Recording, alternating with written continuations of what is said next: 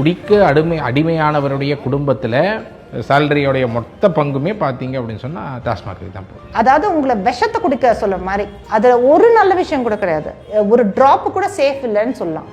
அடிமட்டத்தில் கீழ் மட்டத்தில் இருக்கிறாங்க. அது அந்த குடினால பல குடும்பங்கள் வீணா போகுது, பல குடும்பங்கள். இவர் மாரியம்மாள், இவர் செல்வி. இவர்கள் இருவருக்கும் ஒரு ஒற்றுமை இருக்கிறது.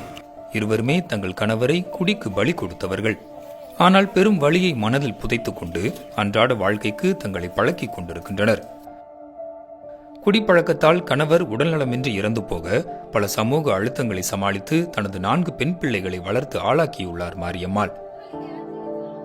திடீர்னு படுத்தவன் என்னன்னு தெரியல, ஏந்திக்கல அப்படின்னு சொல்லிட்டு போது வீட்டிலேயே பார்க்கும்போது முடிஞ்சிடுச்சு, வேலையில் எங்கேயும் கூட்டிகிட்டு போவானா அப்படின்னு சொல்லிட்டு என்னால் ஒன்றுமே சொல்ல முடியல. ஏன்னா ஆஸ்பத்திரியில் வச்சுருந்து ஒரு 4 நாள் நான் செலவு பண்ணியிருந்தா கூட அந்த கஷ்டம் தீர்ந்துருக்கும். இதே போல் திடீர்னு ஆயிடுச்சு. நல்லாதம்மா 4 மணி அளவில் கூட ஃபோன் பண்ணாங்கம்மா, சீக்கிரம் வந்துடு. அப்போ கூட எனக்கு உடம்பு முடியலன்னு அவர் சொல்லலம்மா. நான் திடீர்னு இது போல் காலமான காரணம் அதுதான். வேலைக்கு சென்ற இடத்தில் குடிபோதையில் மாடியிலிருந்து தவறி விழுந்து கணவன் இறந்து போக குடும்பத்தை தனி ஆளாக நடத்துவது செல்விக்கு பெரும் பாடாக இருக்கிறது. தற்போது இவரின் 2 மகன்களும்